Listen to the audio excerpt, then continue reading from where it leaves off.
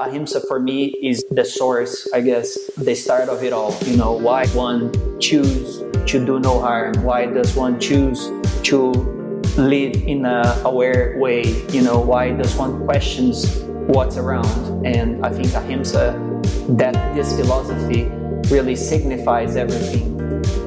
Welcome to Mindful Businesses, presented by Sarani, and I'm your host, Vidya Iyer. In our podcast, we bring to you brands which are mindful in their practices and processes. A mindful business adopts and employs sustainable social, economic, and environmental practices. Today, we have with us Gabriel Silva, CEO of Ahimsa, Quality Vegan Shoes. Welcome, Gabriel. He joins us from Brazil. Hi, thanks for having me.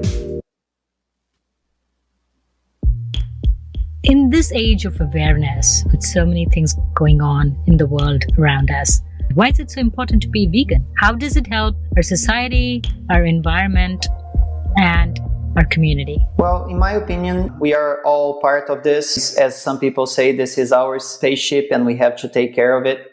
I always say that being vegan is much more than just not eating meat or any other animal products. So it's the word that was defined for the lifestyle that I chose and so many other people choose. And in my opinion, it is our duty to protect the place where we live, the place that gives us everything that we are and that we have. So the awareness of being part of something larger than yourself and looking at not just the other human beings, but the other life forms on this planet as passengers just like us on this ship is, for me, the reason why anybody should be vegan or turn vegan or, choose a sustainable lifestyle. How is a vegan lifestyle sustainable? And you are in Brazil, which is primarily a meat-eating culture.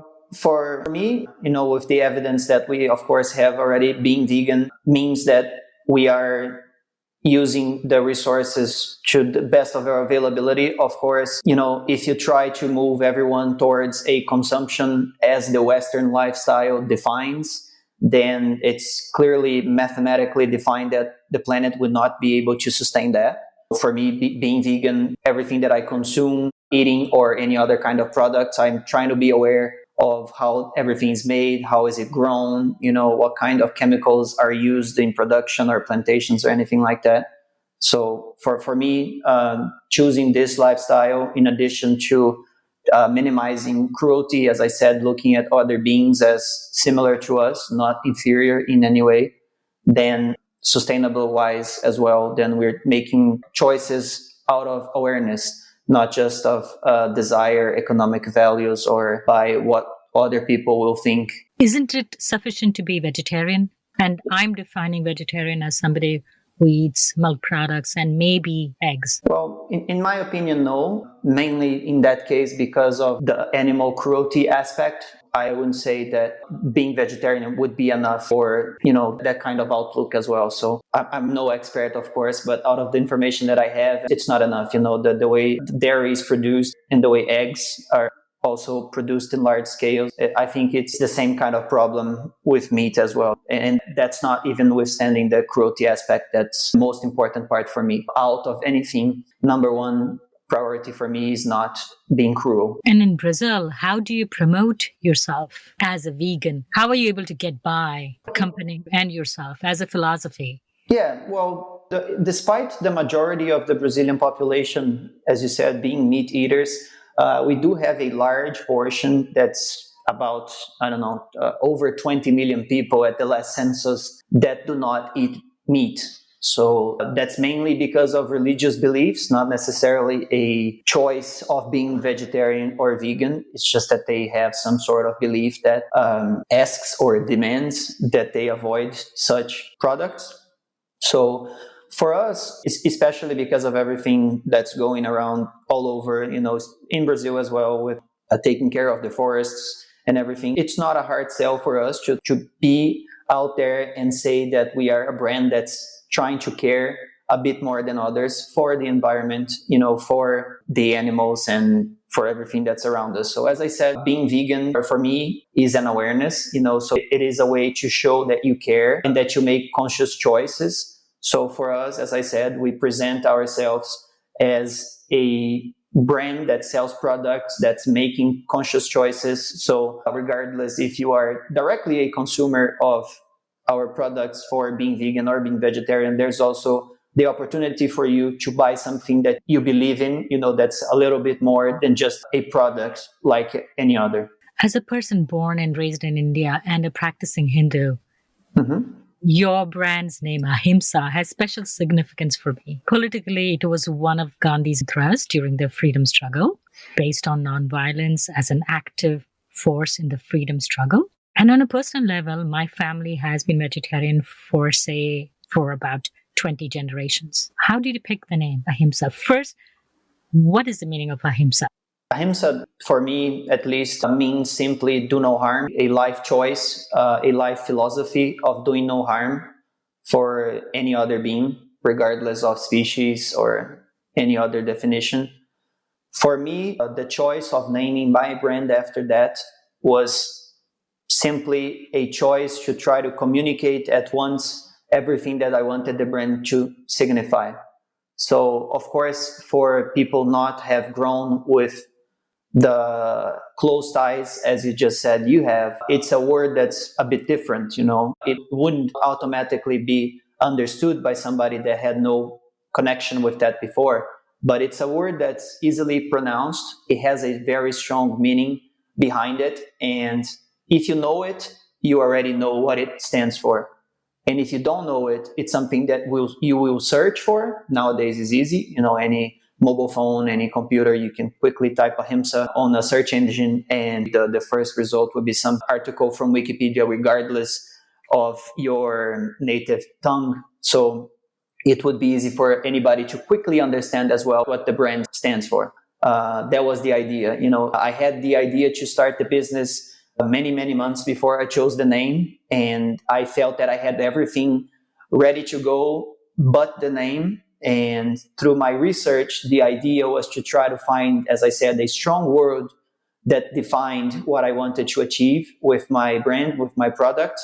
And Ahimsa for me is the source, I guess, the start of it all. Why one choose to do no harm? Why does one choose to live in a aware way? Why does one questions what's around? And I think Ahimsa, that this philosophy really signifies everything right away, that there's no need to go much beyond, no need to explain, no need to tell a story or a name that I came up with, or it's a combination of something and some other thing. It was a name that I felt would inspire us to go in the direction of fulfilling everything that we want to achieve. So how did you come across this name, this word? It was basically searching for what's the origin of this? What's the origin of doing no harm? How far can I go in this search for seeing who first questioned it? Where does it first appear in history, this concept of doing no harm? Why does one choose to do that? The Ahimsa word kept coming up. Your brand and your logo has a lot of Eastern influence. If you break it up, you have the lotus and the tilak all combined to give you your brand logo. And it's very pretty. It has such deep meaning, the both components, the lotus and the tilak, what it means. But how did you come up with this combination? Do you have Eastern religions or philosophies influencing your lifestyle? So, as I said, the name was picked through research, and we tried to really pick something that was meaningful and would guide us. And the logo, we did the same process. So, of course, it's a logo that we designed inspired by other things. And the idea there was to try to pick, again, something that was meaningful and related to the name.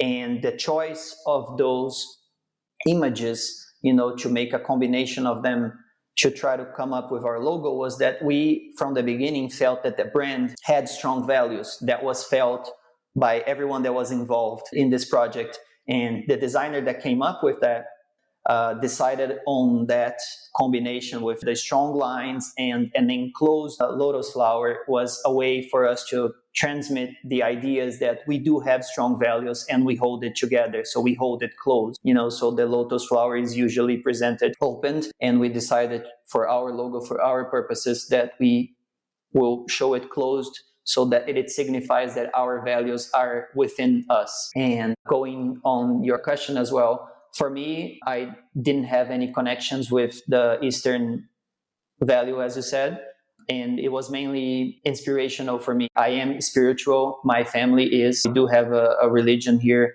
in Brazil that's not very known outside of the country, that is very spiritual, and that's what I am a part of. We share many similarities with Hinduism and Buddhism as well. Those connections are within me, even though I'm not Hindu or Buddhist or any other Eastern religion. So, what is that religion?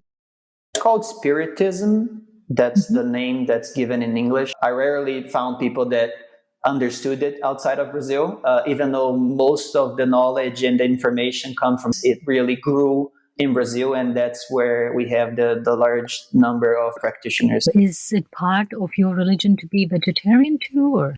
There is guidance in it. Do not eat red meats, nothing too further from that. So, and the guidance is even more within certain times. So if you are going to do some things, then it's even more recommended that you avoid red meats and stuff like that, but not necessarily to avoid it forever or to be vegetarian or even vegan. So let's talk about your journey. Mm-hmm. How did you come up with the concept of making a vegan shoe, and did you have any experience in footwear? If I go through the whole story, I am an airplane pilot by training, and I was a business jet pilot before. I used to fly mainly internationally. I worked for companies here in Brazil, and I would travel pretty much everywhere in the planet. Doing that was my childhood dream, and I achieved that at a very young age. At 19 years old, I was already flying private jets.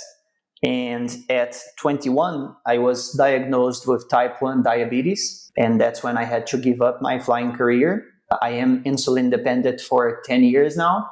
So that was the beginning of the change that brought me to where I am. So at the time, I knew that my flying career was indeed over, and I had to search for something else to fulfill my personal dreams, desires. And at the time, my father invited me to work with him. So he is in the footwear industry for almost 40 years at this point. And he invited me to come join his company.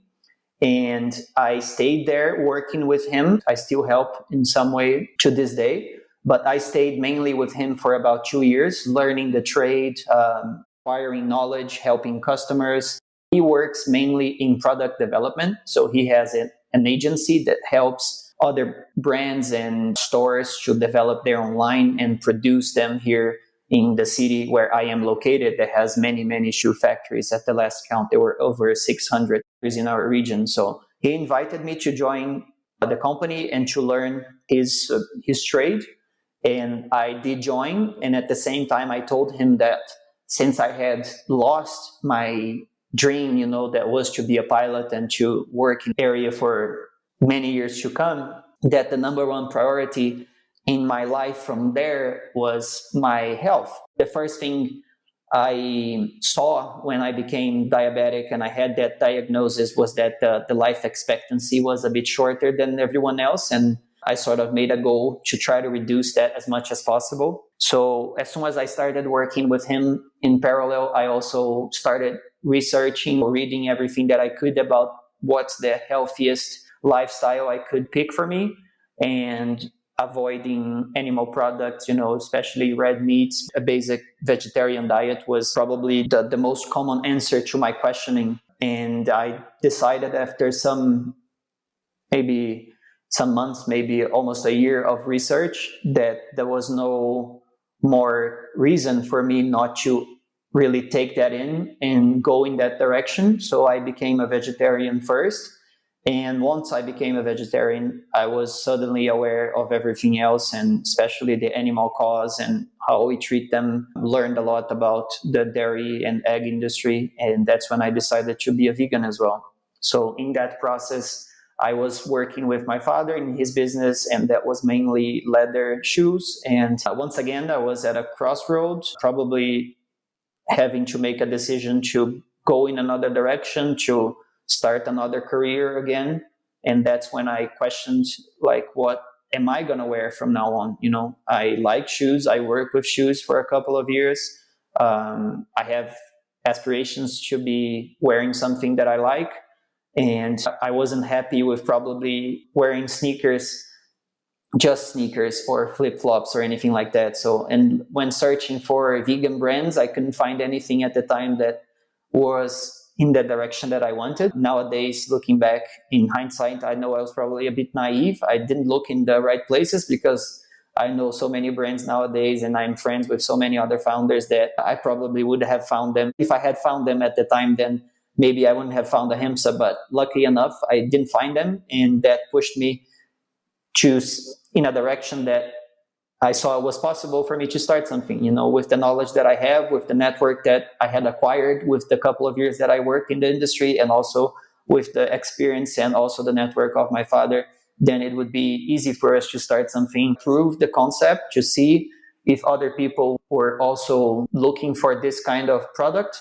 And from there, I decided to focus on that and start the brand. How old are you now, and how old is Ahimsa? Ahimsa is 7 and I'm 30. It is quite inspiring to see so many young people who have so much self-realization, so much social consciousness. Most of our guests, I would say at least 60 to 70% of our guests are 30 to 100.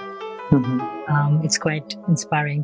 What are the materials that you use which make your shoes vegan? So from the very beginning, we sort of chose the materials we use to try to showcase everything that was possible. So nowadays we use a range of materials, but in the beginning we decided to start with textiles only so that people would see clearly that there was something different. We used at the time mainly recycled cotton canvas, also recycled PET bottles in the canvas that we used. And we have since expanded to use synthetics as well. And mainly the materials that we use now are PU, mimic the look of animal leather. And it was an evolution for us to achieve that. As I said, like the idea from the beginning was to clearly showcase that we were something different, that we were trying to make shoes that were not of animal products. And now we have transitioned to a place where we want to be very welcoming to all customers, regardless if they are vegan or not. And we understand that some people maybe not necessarily want to be seen wearing canvas shoes. So especially for formal occasions or, office attire like that. But we do keep a range that's balanced between organic cotton, cotton or recycled cotton. We use textiles that have recycled PET bottles in their process as well. So it's a very extensive selection of materials, and we try to cater to everyone's needs depending on how strict they are with the sustainable aspect, while everything is, of course, vegan. But sometimes vegan materials get a flag by environmentalists because they're petroleum-based. Do you use any such material? The polyurethane, the PU, the microfiber that we use, the main component of polyurethane comes from petroleum. So we are aware of that. And we do keep an eye on all the alternatives that are coming up. We have samples of everything here in the factory, in the office, and we try them as best as we can. So far, on trying to balance the sustainable aspect with the quality and durability aspects as well, we have found and we try and, we see the performance of the material, and that's currently the best that we have. So, like I said, the number one goal of the brand and the number one driver of our business is to do vegan products. They are cruelty-free, and that's number one on our list. And of course, the sustainable aspect and the environmental aspect are right below it. But we have to make some choices. And while we keep an eye on everything that's going on, we haven't found yet a material that is and has the quality and durability aspects that we want for our footwear. There are a lot of debates in the fashion industry of these aspects of how real sustainable something is. It's, of course, very hard to do all the calculations, and especially for a small like ourselves.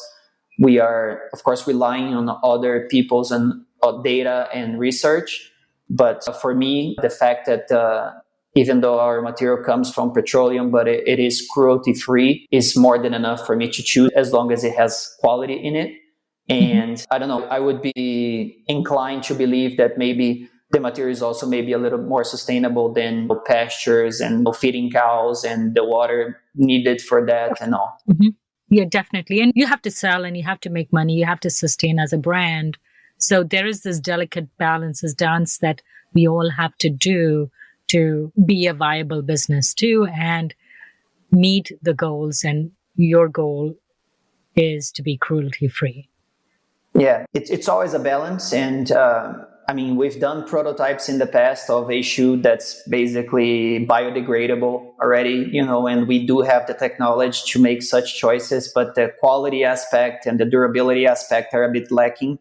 And it's always tough for anybody that's dealing with manufacturing or selling, as you said, to make those choices. It's tough for us to be the ones choosing, but we are doing everything we can to better understand what the market demand is. If you sell a shoe to somebody that's all biodegradable, but it will probably last maybe 2 months, then I know the customer will probably be happy on purchase, but very sad by the time the shoe is no longer usable. So we are the ones on this side of the fence, I guess, making the choice and try to make that as best as we can with what the customers are telling us. So we, of course, strive to be as sustainable as possible, and we keep at every single collection, we try to make different choices, always thinking of those terms. And with the research that I see and the materials that come to us that we touch and we try, we know that within some years we'll be there. As of now, we have to make the hard choices to choose the materials that will give quality and durability that the customers expect. Yeah, and one important metric of sustainability is durability, right? Exactly. So you have to meet that metric, and which brings me to my next question. I saw that your footbed were made of biodegradable materials. I don't know if you had it in all style or it's one particular style that I found. It's most of our styles that we use a material that's called biolatex, and it's done by a supplier not too far from us, and they've had this material for many years already, and it is biodegradable. So it's not only sourced from nature, but it's renewable, and the material itself is biodegradable as well. Not just sustainable, but also very, very comfortable. So it's not in all the shoes that we make for construction restraints and style restraints, but it's in most of our shoes. I don't know if you've had a chance to listen to one of our episodes. The brand is called Deserto. Yeah, and I have their samples in front of me right now. So their material looks really promising. Mm-hmm. I interviewed them. They actually made boxing gloves. Yeah. And, I've seen purses. Another of my guests, she wanted to get connected. She makes vegan handbags. I just a month ago connected them both. Yeah, so there are alternatives coming up slowly because we don't have a choice. We have to be sustainable. We have to be cruelty free. Yeah, so as I said, we do keep an eye on everything that's happening, and we see many alternatives coming up. Deserto from Mexico has the cactus leather. I have samples as well from the grape leather from Italy, the mushroom leather from the Netherlands, and also from Brazil. We've tried latex leather in the past as well. So we are trying everything that we can. It's always a compromise, as we've spoken already, that most of the alternative materials right now, they do rely still on some sort of synthetic component to try to make them either stable or to fix some gap in in their formulas. And I'm always watching the percentage, okay, so it is sustainable, but what's the percentage of this material that comes from this or that, and are there synthetics? And if so, what's the percentage of that? When we see a lot of these alternatives, they are still over 50% made of some sort of synthetic. And we do understand that it is a process that they are also trying to achieve, the more sustainable possible, so they are growing at every iteration of their materials. They get more confident and the quality gets better. The manufacturing procedures get better. All of us that deal with this kind of materials, regardless if it's just the PU, the synthetic, or other alternative, we are all lacking scale. And usually scale will solve most of these problems. So we understand that we are in collaboration. We have to be the ones also pushing them to get better and to drive the percentages to be higher and higher. So that's why we try to keep an eye on everything that's happening, and we try as many materials as we can to give feedback and to also understand how far they've gone, and always making the choice in the end, what we bring to market. I really believe what you said about the most sustainable choice is thinking of quality. So if you're making a shoe that will only last for a couple of months or maybe just a year or so, then wouldn't it be better if the shoe would be usable for 5-10 years? Then that's already the most sustainable choice of all.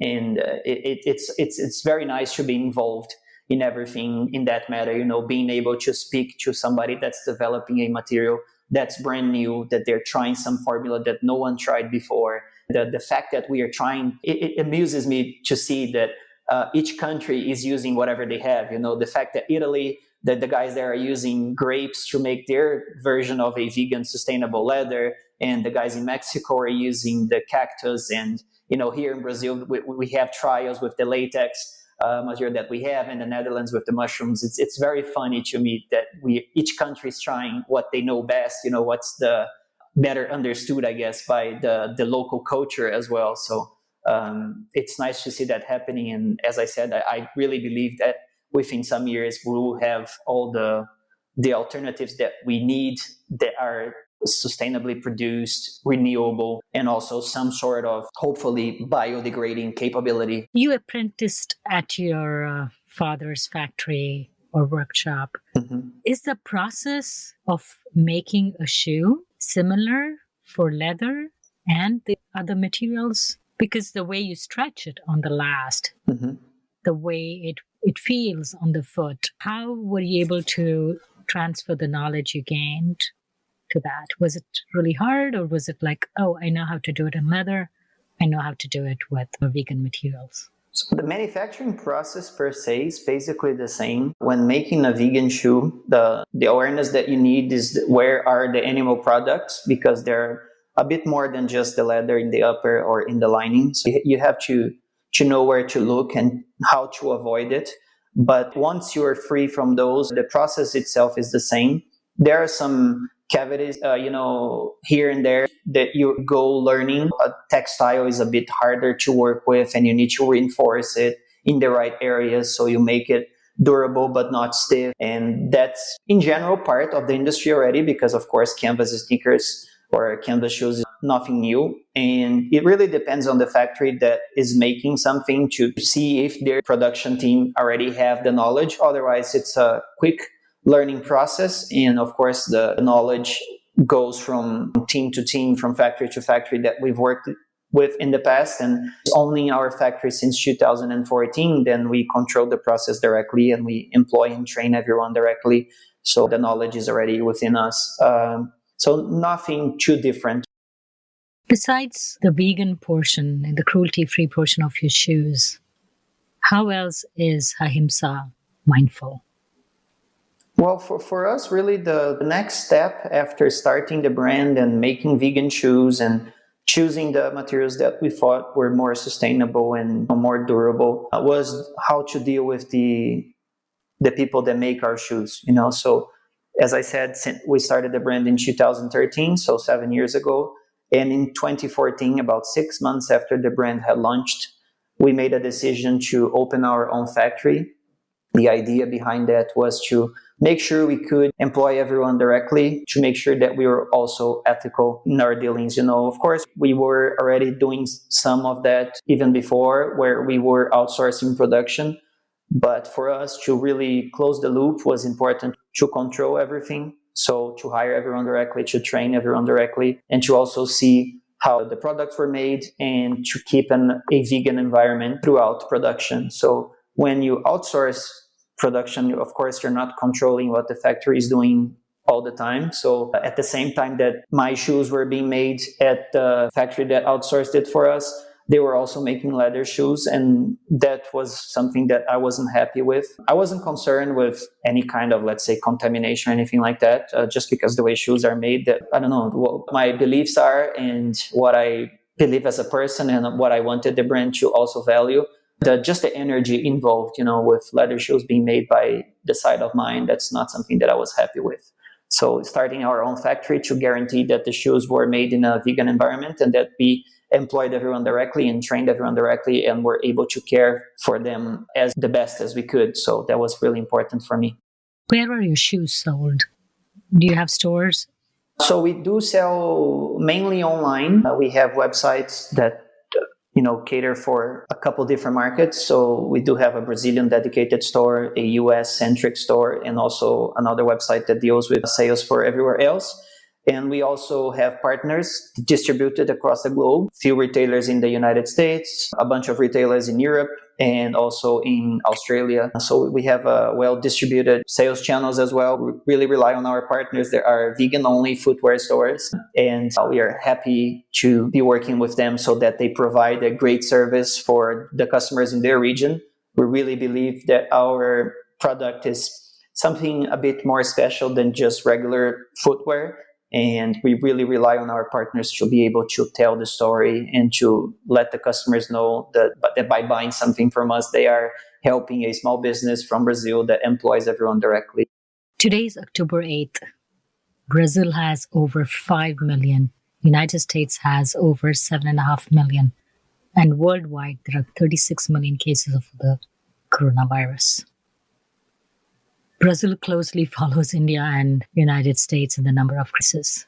These are unprecedented and unusual times. How has this affected your business? And how have you coped? How have you innovated? How do you keep your people employed? Because this is going on for 8 months now. For us, I clearly remember the first meeting we had about this was March 16th, many weeks before it became an issue, let's say, here in Brazil. And on that day, by reading everything that was happening abroad, I told my team that we were going to be doing something about it, that we weren't going to wait for it to come or wait for any governmental guidance. So after that day, I decided to send everyone home that could work from home. So all the office team went home pretty much the next day. And I advised my factory personnel that probably something was about to happen in the coming weeks, so that we needed to be aware and to also guide our team to be taking this seriously. As you said, it's really unprecedented for all of us, once in a century thing that's going on. So no one here knew really the size of this and how far it would go and what was the next step, really. So in a few days after that, our city, the mayor decided to require that all businesses and pretty much all activities cease for at least 2 weeks. And so we had to shut down our factory for those initial 2 weeks. After that, it was allowed to come back, and we promptly came back because we had commitments with our customers and our retailers. And we made all the necessary provisions, everyone wearing masks and the availability of cleaning supplies and extra cleaning face shields and everything, and also social distancing. To this day, the office people are still mainly working from home, but the factory personnel came back mid-April, and we pretty much have been working nonstop since then. And luckily, we were able to rely on our partners to keep everything going. We, of course, suffered major reductions in our sales, especially in the months of April and May. And my number one goal throughout this time was to keep everyone employed. And that's a commitment I made with them that I was going to hold for as long as possible. And we were able to keep that for about 8 months. And just a couple weeks ago, we had to let some people go, mainly to make sure that we are restructuring for the months to come. Here in Brazil, we have some protection for the unemployed, and for shoe factories, the busy season really starts in January, February. So the unemployed will get about 4 months of governmental help. And now was the time that I could, make some reductions in the number of employees that we had to make sure that they were able to take advantage of the governmental support until the other factories, even ourselves, hopefully, will be able to start increasing the headcount again. We also we try to help as best as we could in our region. So we helped the local hospitals to make masks and face shields. I mean, I think we made over 50,000 masks and over 1,000 face shields for the hospitals, the nurses, the doctors to use and wear and protect themselves.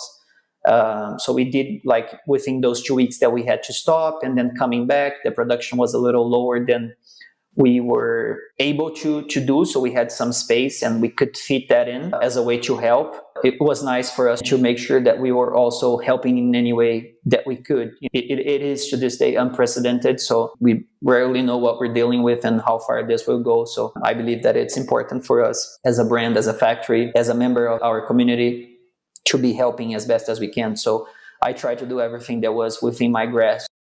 First of all, was to try to keep everyone I could employed for as long as possible. As I said, just recently we had to let some people go, and also to help in any other way that I could. So we do have machinery to, be stitching and cutting and stuff like that. That was really in demand. As always, in a capitalist economy, that the day that was said that masks would be needed, the prices skyrocketed. So all the health organizations around us started looking for alternatives that they could fit within their budget, but also be, within the guidelines that they needed to protect everyone that was working in the front lines. It was something that kept us motivated throughout the darkest days. It gave you something to look forward to when you give back to the community.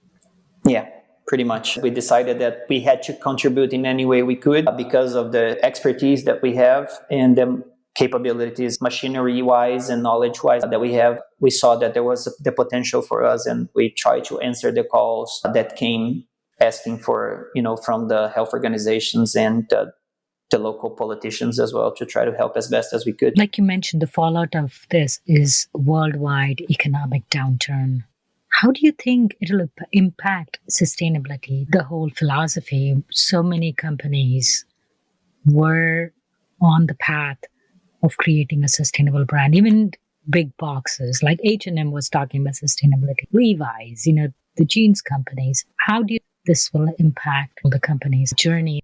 In my opinion, I think, of course, it drives a lot of concerns in the beginning, because such a change in direction, in philosophy, requires investment. So I'm sure some companies questioned if they should remain within what they had planned before. But I see from the customer side, in my opinion, it will drive the adoption of sustainable values, and sustainable consumption even faster. I think for us, we make footwear. We are, of course, at the bottom of the pyramid in terms of what somebody needs in a time like this. I always say that I'm very sure nobody's buying our products because they really need that at the time. It's another pair of shoes. It's something else that they want. It's something that they need for a special occasion or something like that. So we're not selling shoes for somebody that doesn't have any other pair. So what I feel that happened to me as a customer, as a consumer of products in general, is that you're buying less at this time. You're making conscious choices about what you're buying. And I believe that this will change how we consume, because instead of just buying for buying's sake, you're now thinking a bit more, maybe because you're budget constrained because of the downturn in the economy. Maybe you lost your job, but also, just questioning, do I really need this? I'm probably not going to be leaving home. I'm not going to be going anywhere. There's no formal events for me to attend. Like, do I really need something like this? I think that drives the change, and I hopefully will see it as I believe, that people will start from now on to accelerate their change and to think a bit more about what they're buying, what they're consuming, if they really need it. And also with that, I hope that it comes the questioning about how stuff is made. On that note, Gabriel Silva of Ahimsa, thank you so much for coming on Mindful Businesses. Thank you very much. It's a pleasure for me to be able to tell our story, to share a bit of my knowledge. So I consider that I'm learning every single day, and I'm always trying to look for more information, and podcasts are the main source for me nowadays. I really like to listen and to get knowledge, so it was a pleasure to come and to share the little bit that I know. If you're a creator of a mindful brand or would like to recommend a mindful brand to be featured on our show, send us a message on our Facebook or Instagram page. If you learned a thing or two from this episode, share it with one friend. Our Instagram ID is mindful_businesses_podcast. Subscribe to Mindful Businesses on your favorite podcast application. We recorded this podcast in Lafayette, Indiana. Tim Gale composed the music for this podcast. This is Vidya Iyer with Mindful Businesses.